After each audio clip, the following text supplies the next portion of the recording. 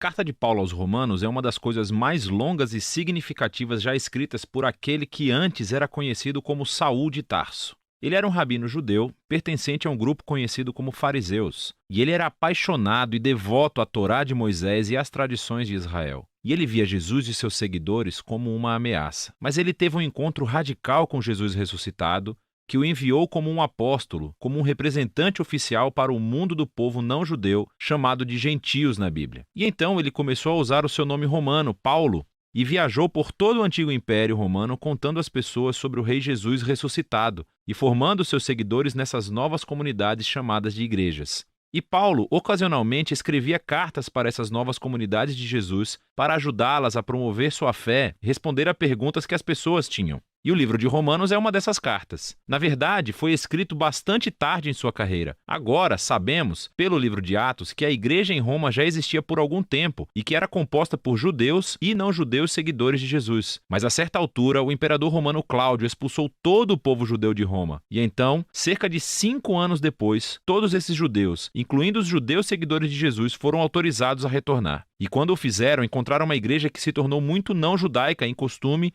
e prática. E isso criou muita tensão, de modo que nos dias de Paulo, a igreja romana estava dividida. As pessoas discordavam sobre como deveriam seguir a Jesus. Elas estavam debatendo sobre se os cristãos não-judeus deveriam celebrar o sábado, comer kosher ou ser circuncidados. E assim, Paulo escreveu essa carta com alguns objetivos em mente. Ele queria que essa igreja dividida se unificasse e tinha um propósito prático para isso. Ele esperava que a igreja romana se tornasse uma base para que a sua missão fosse ainda mais para o oeste, até a Espanha. E assim, foram essas circunstâncias que motivaram Paulo a escrever sua mais completa explicação do Evangelho, a boa nova que ele estava anunciando sobre a vida, morte e ressurreição de Jesus. A carta foi criada para ter 4 movimentos principais, mas é unificada como uma longa e fluente exploração do Evangelho.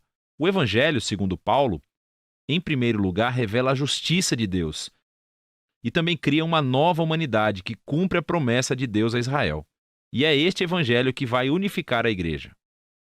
Nesse vídeo, vamos explorar as ideias dos capítulos 1 a 4. Então, Paulo começa se apresentando como um apóstolo designado por Deus para espalhar o evangelho sobre Jesus, sobre como ele é o Messias de Israel, que ressuscitou dentre os mortos como Filho de Deus, Rei das Nações. E agora, Jesus chama toda a humanidade a estar sob seu domínio de amor. E Paulo diz que as boas novas do Rei Jesus são, antes de mais nada, o poder de Deus para salvar as pessoas que confiam nele e depois revelam a justiça de Deus.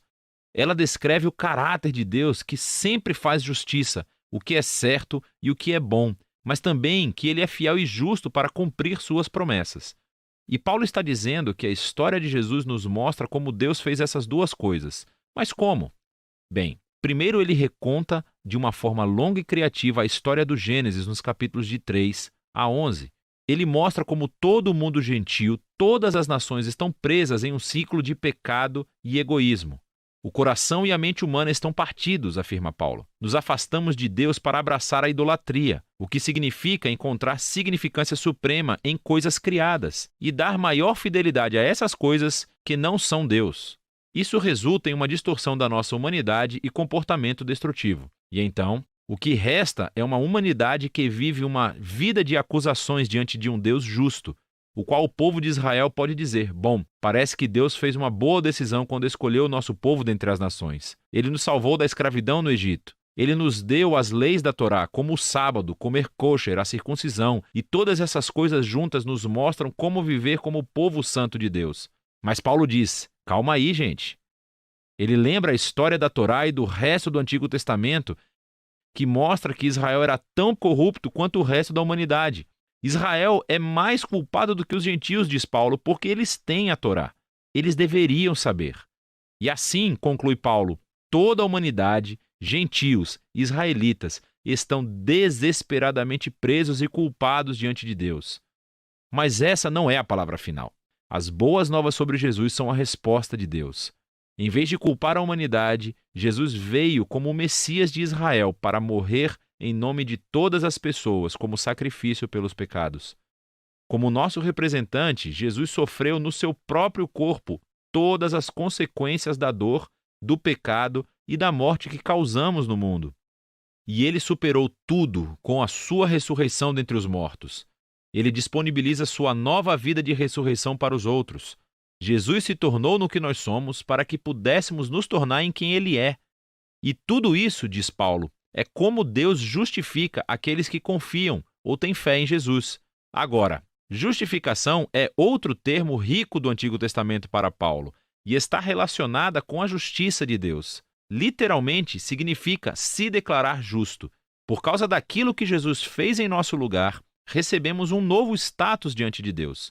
Em vez de nos considerar culpados, Deus declara que as pessoas estão em um relacionamento correto com Ele e estão perdoadas. A justificação resulta em uma nova família. A pessoa que confia em Jesus recebe um lugar entre o povo da aliança de Deus. A justificação também resulta em um novo futuro, que inicia uma jornada de transformação da vida pela graça de Deus. E assim, todas essas coisas sobre justificação são um presente de Deus para aqueles que, através da sua fé, estão em Cristo Jesus.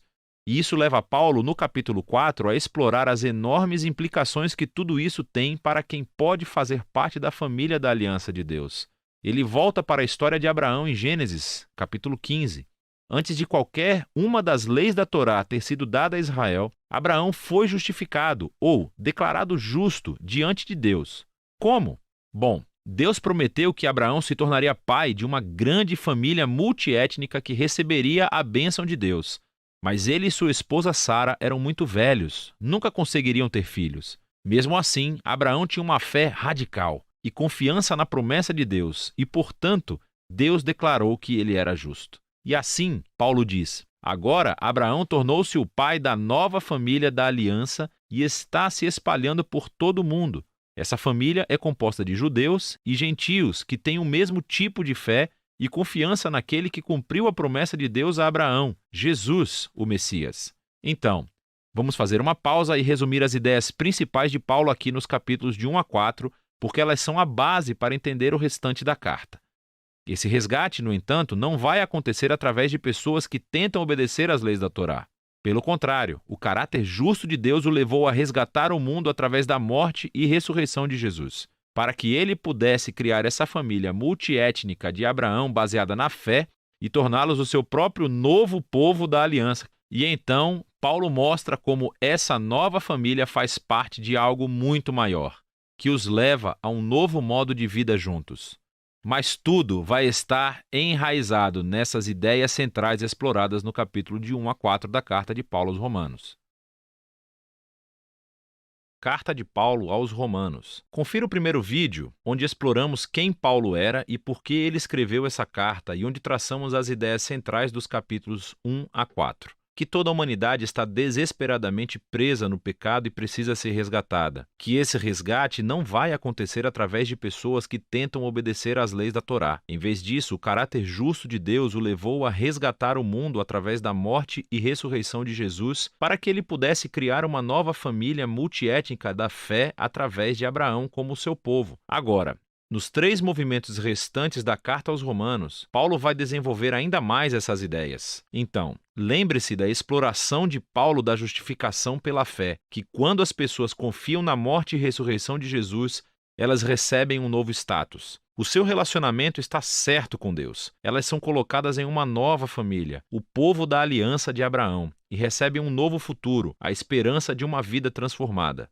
Agora, Paulo quer mostrar como essa realidade deveria reformular cada parte da nossa existência. Porque estar nessa família significa fazer parte de uma nova humanidade que Deus está criando através de Jesus e do Espírito. Então, Paulo volta ao primeiro personagem humano da história bíblica, Adão.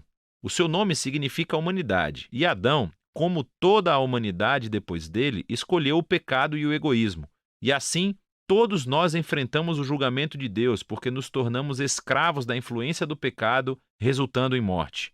Mas então, Paulo compara Adão a Jesus, e ele é o novo Adão, um humano que viveu em obediência fiel a Deus, demonstrado através do seu sacrifício de amor. E agora Jesus oferece a sua vida como um presente para os outros, para que possam ser justificados diante de Deus. E assim, Jesus permanece como cabeça de uma nova humanidade que está sendo transformada por este dom, o que nos leva ao capítulo 6. Paulo lembra a esses cristãos em Roma que escolher seguir a Jesus significa deixar a antiga humanidade de Adão que eles têm e entrar na nova humanidade de Jesus. E o batismo deles era um símbolo sagrado dessa transição. Sua velha humanidade morreu com Jesus e sua nova humanidade ressuscitou com ele dentre os mortos. Então, quando uma pessoa confia em Jesus, a sua vida se une à vida dele. O que é verdade nele agora é verdade neles. É quando as pessoas aceitam sua identidade como seres humanos semelhantes a Jesus que elas estão liberadas para se tornarem seres humanos de todo o coração,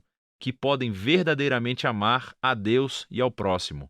Agora, se criar esta nova humanidade sempre foi o propósito de Deus, Paulo pergunta no capítulo 7, qual foi o objetivo de Deus ao dar a lei ou a Torá a Israel? Quando Paulo usa essa palavra, a lei, ele às vezes quer dizer o enredo e a mensagem dos 5 primeiros livros da Bíblia, mas outras vezes ele está se referindo mais especificamente às centenas de mandamentos dados através de Moisés e que são encontrados na Torá. Aqui, o foco de Paulo é no segundo significado. Qual foi o propósito de todos esses mandamentos? Paulo diz que os mandamentos da Torá eram bons. Eles mostravam a vontade de Deus para como Israel deveria viver. Mas se você ler o enredo da Torá, Israel quebrou todos esses mandamentos. Quanto mais leis Israel recebia, mais eles repetiam o pecado de Adão e se rebelavam. Assim, mesmo quando Deus deu ao seu povo regras morais específicas para obedecer, isso não resolveu o problema do coração humano pecaminoso. E, paradoxalmente, essas regras tornaram Israel ainda mais culpado. Mas, segundo Paulo, o objetivo é esse paradoxo.